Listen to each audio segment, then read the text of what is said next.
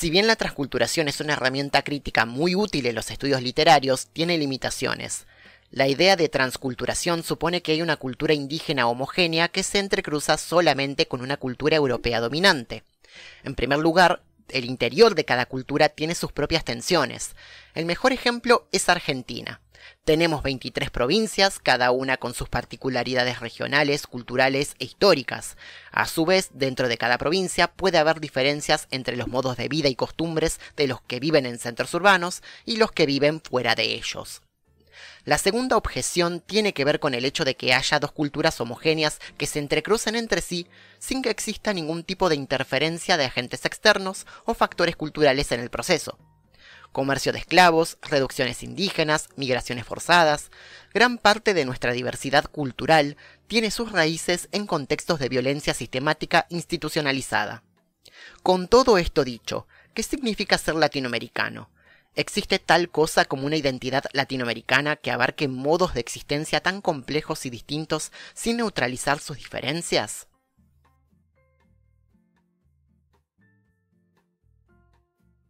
América no fue descubierta, fue inventada. Fue un dispositivo geopolítico que se fue construyendo a partir de una serie de giros epistemológicos.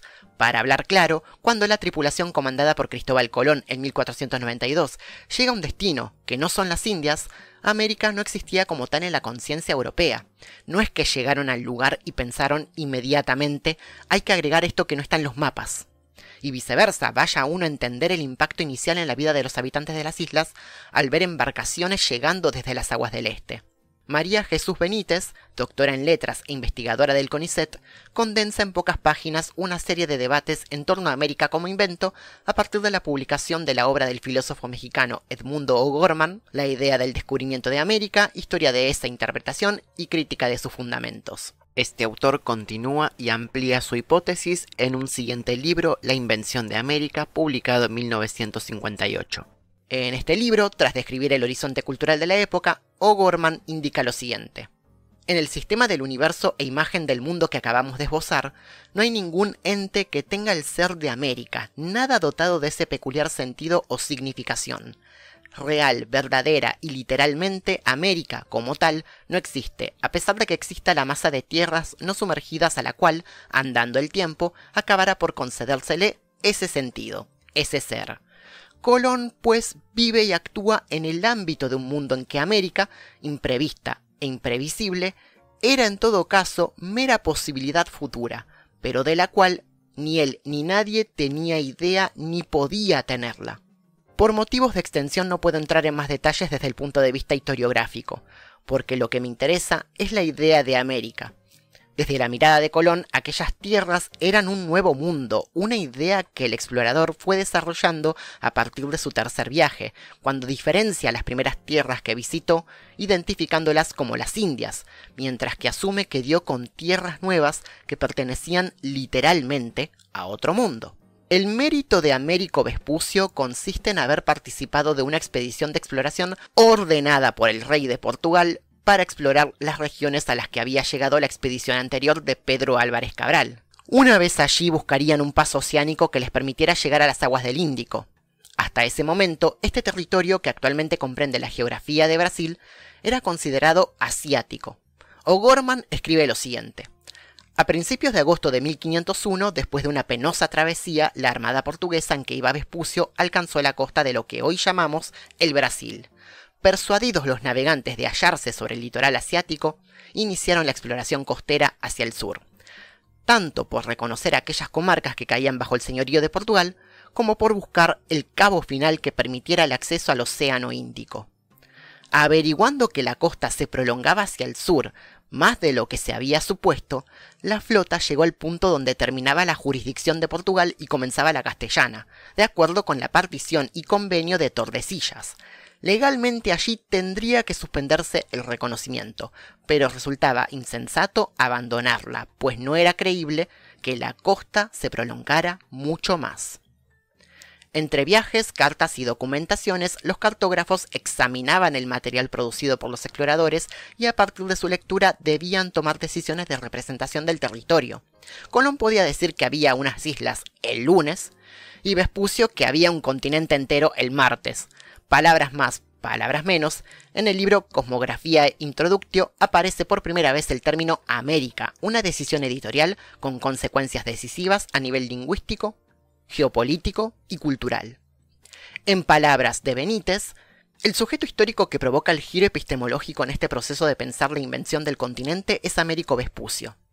Es que el modo en que Colón se desprestigia en cada nuevo viaje y la falta de lucidez que le impide visualizar e interpretar la realidad hace que las epístolas Mundus Novus y Letera, redactadas por Vespucio, se construyan en la posibilidad de explicar las tierras que se habían hallado en el océano de un modo distinto al inicial, de un modo que excede y desborda las concepciones y premisas tradicionales.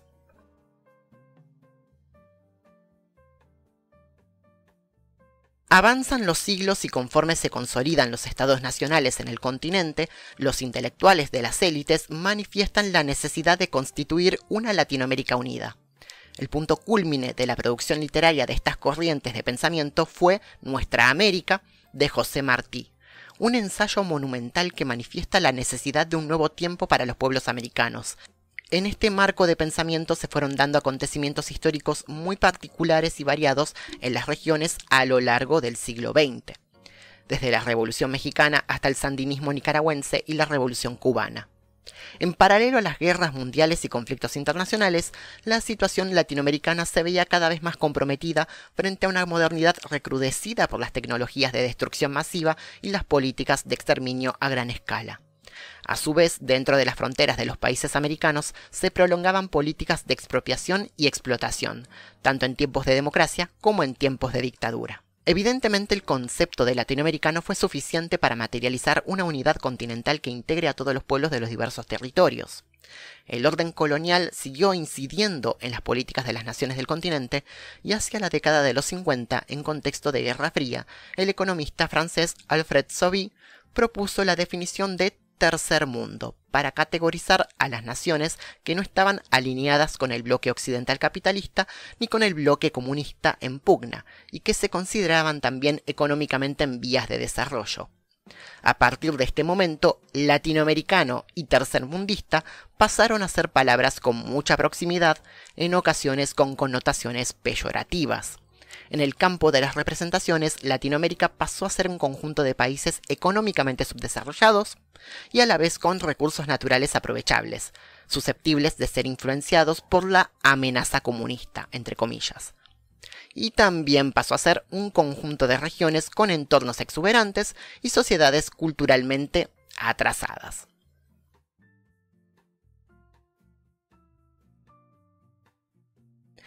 Las Américas deben morir. Con esta frase provocadora, el profesor e investigador Emil Keme retoma la idea de Abya Yala como una categoría indígena transhemisférica que se oponga a los conceptos de América y Latinoamérica. El término proviene de la comunidad indígena Guna y significa tierra en plena madurez. Si quieren profundizar más al respecto, pueden leer el artículo de Keme y además Kevin Flores Zavala, del canal de Filomimixecua, tiene un video desarrollando el concepto de manera clarísima. Lo fundamental es que la definición de Abya Yala se constituye como una alternativa a América y sus derivaciones. Al ser América Latina un concepto elaborado desde una conciencia metropolitana que no reconoce su propio sustrato colonial, produce una tensión al pretender incorporar los pueblos indígenas a un proyecto de carácter estatal y panamericano cuyos cimientos siguen siendo el pensamiento occidental moderno y la razón instrumental antropocéntrica. Hemos hecho un recorrido intensivo donde América fue un concepto para definir una tierra descubierta por los europeos, concepto que se resignificó desde las esferas intelectuales de los estados nacionales americanos para definir la necesidad de una unidad panamericana. Frente a un contexto de capitalismo global acelerado, prácticas extractivistas, ecocidios y genocidios legitimados, la idea de América sigue representando una visión de los territorios históricamente sometidos al orden colonial. Todo esto para repetir algo que dijimos en episodios anteriores. Latinoamérica es una construcción histórica y política que puede ser resignificada según quien la utilice. En este contexto, entendemos que la idea de literatura latinoamericana, para aproximarnos a las producciones textuales, narrativas y poéticas, tiene que ser más que la construcción de un canon nacional que represente los valores de una cultura, entre comillas, civilizada y moderna.